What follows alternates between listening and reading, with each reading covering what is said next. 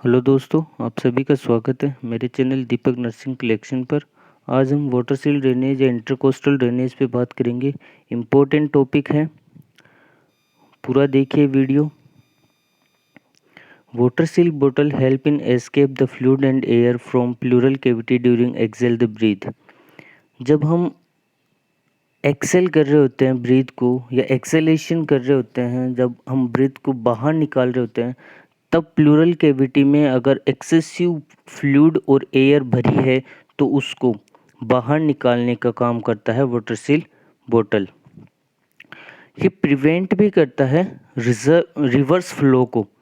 अगर मान लो बाहर तो निकाल दिया एयर को या फ्लूइड को, लेकिन वापस भी जा सकता है फ्लूइड और एयर इन प्लूरल कैविटी के अंदर, तो उसको भी प्रिवेंट करता है अंदर जाने से। इसका ड्यूरेशन होता है 3 से 5 दिन। पर्पस क्या है इसके?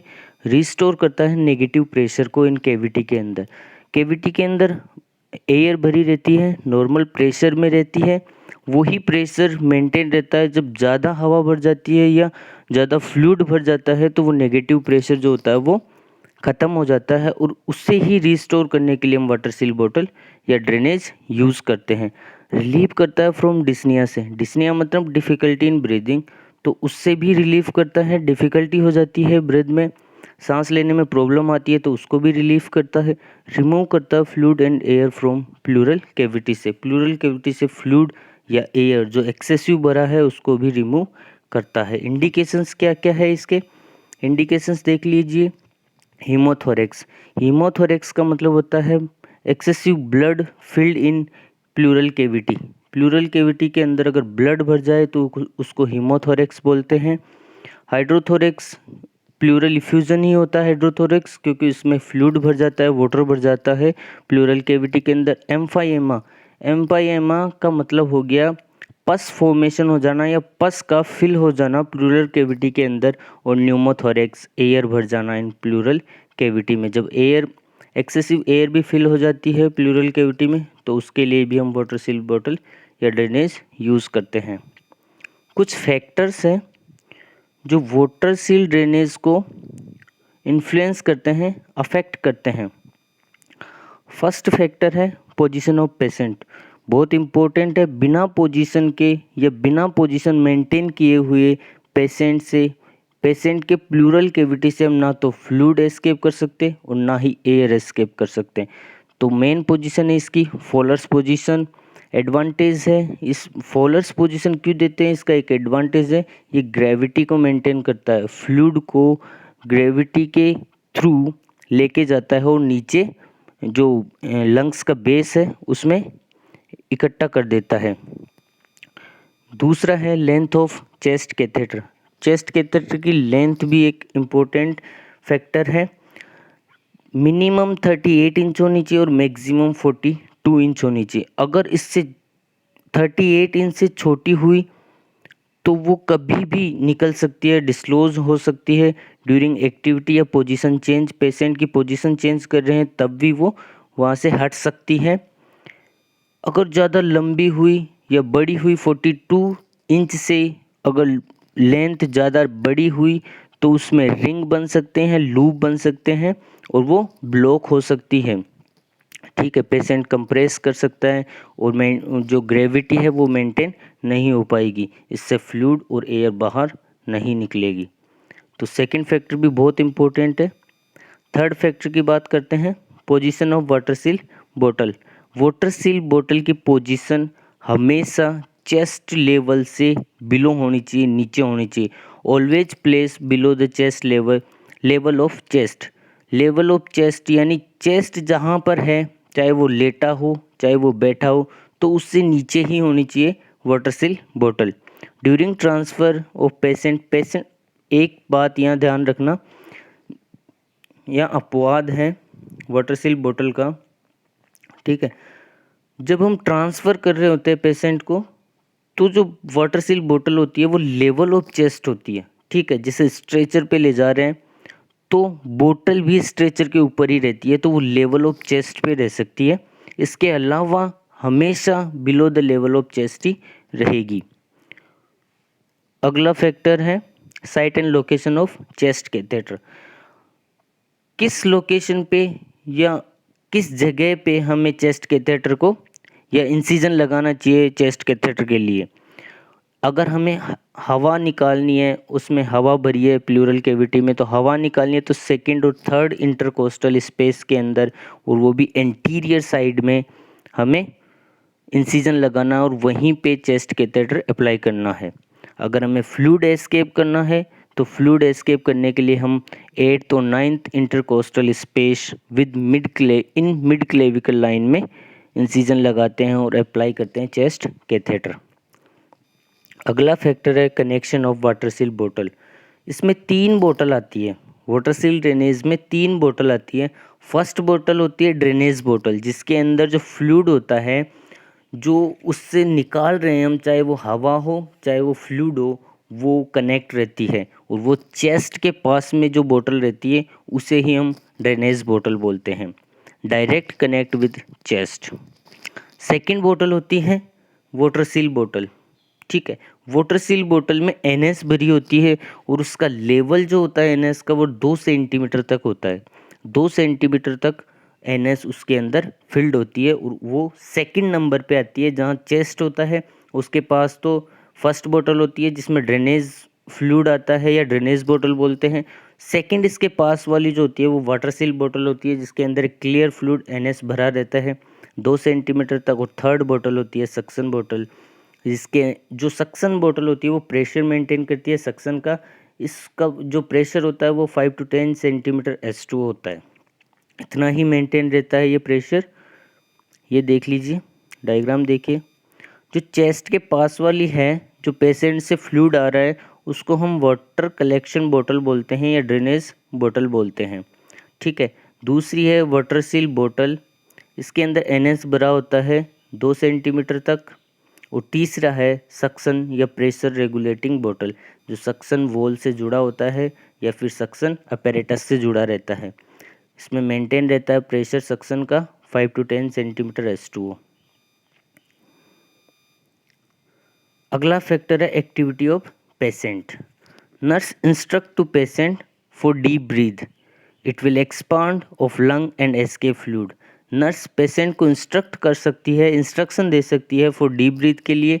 डीप ब्रीथ करेगी जिससे लंग्स एक्सपांड होंगे और प्लूरल कैविटी में स्पेस कम होएगा, जिससे फ्लूइड या जो एयर है वो एस्केप होएगी। आगे हम बात करते हैं care of chest catheter.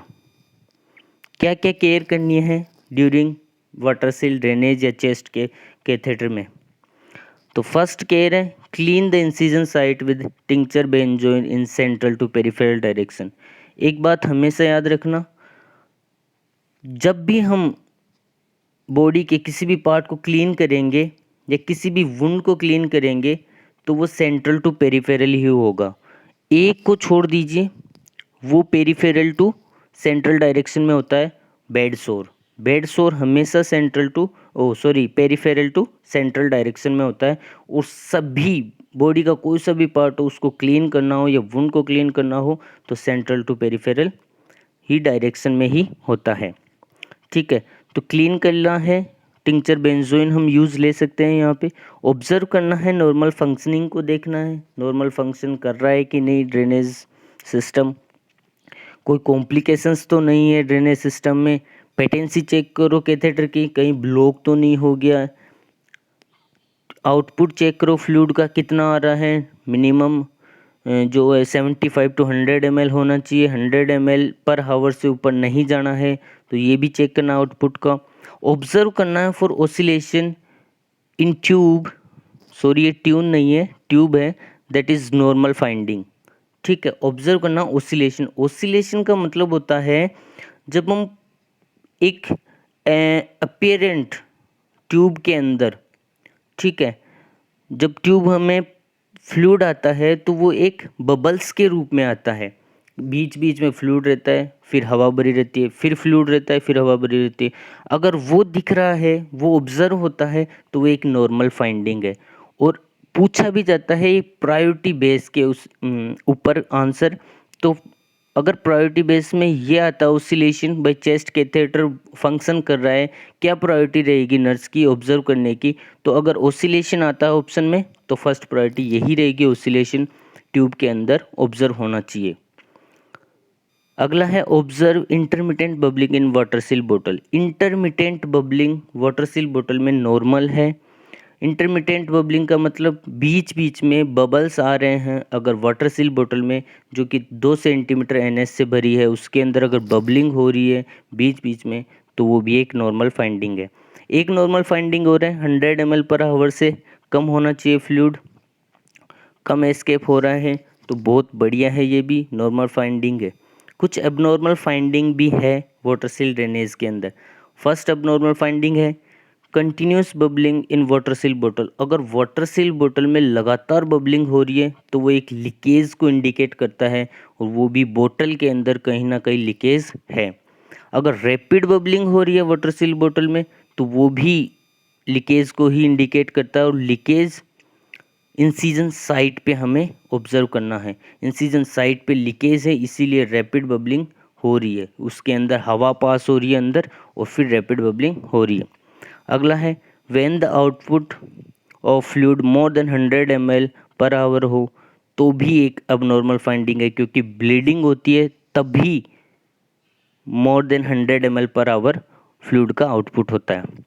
When chest tube are disclose during care of patient, जब हम केयर कर रहे होते हैं पेशेंट की और चेस्ट ट्यूब डिस्क्लोज हो जाए तो क्या इंस्ट्रक्शन करेंगे पेशेंट को? तो हमें बोलना है वल्सेलम मैन्योर के लिए। वल्सेलम मैन्योर होता है डीप ब्रीद लेना है एंड समटाइम्स होल्ड करनी है, फिर डीप ही एक्सेल करना है, उसको हम वल्सेलम मैन्योर बोलते हैं। वहन चेस्ट कैथेटर डिस्कनेक्ट और वाटर सील बोतल एक्सीडेंटली ब्रेक, अगर मान लो बोतल टूट जाए या फिर जो चेस्ट कैथेटर है वो ही डिस्कनेक्ट हो जाए, वहाँ से निकल जाए तो क्या करना है? तो जो चेस्ट कैथेटर है उसका डिस्टल ट्यूब का एंड है ना, उसको एनएस बोतल में ड्रॉप करना है, फिर उसको क्लैम्प करना है, ठीक है, ट्यूब को बांध देना है और फिर डॉक्टर को इन्फॉर्म करना है। ये प्रायोरिटी वाइज है तीनों के तीनों ही। फर्स्ट प्रायोरिटी हम देंगे drop the distil end of tube in NS बोतल, second priority clam the tube and third priority inform the doctor. अगला है when the oscillation are absent in tube, मान लो ट्यूब के अंदर ऑसिलेशन ही एब्सेंट है, ऑसिलेशन दिख ही नहीं रहा, तो इसका मतलब हो सकता है कि ट्यूब जो है वो निकिंग हो चुकी है, कहीं ना कहीं से दब चुकी है, ब्लॉक हो चुकी है, तो उसको या मुड़ चुकी है, मुड़ गई है, निकिंग का मतलब मुड़ना है, ट्यूब मुड़ गई है तो प्रायोरिटी नर्सिंग यही रहेगी कि उस ट्यूब को हम सीधा कर दे और उस जो सीधा करने को हम बोलते हैं मिल्किंग, ठीक है, मेडिकल टर्म है, मिल्किंग करना है, वही प्रायोरिटी रहेगी। अगला है after achieve the goal remove the chest catheter, जब गोल अचीव हो जाए तो हमें चेस्ट कैथेटर को रिमूव करना होता है, ठीक है। और उसके लिए हम एक बात याद रखेंगे, रिमूव करने से पहले एक बार फ्लूइड देख लीजिए 75 ml पर हावर से कम होना चाहिए, देन हम डॉक्टर को इन्फॉर्म कर देंगे और चेस्ट ट्यूब को या चेस्ट कैथेटर को रिमूव कर देंगे। रिमूव करने के दौरान हमें पेशेंट को फिर से एक बार वल्सेलम मैन्योर के लिए बोलना है ताकि जो एयर या फ्लूइड वहाँ और भी थोड़ा बहुत रह गया है वो भी एस्केप हो सके। थैंक यू दोस्तों, आज के लिए इतना ही।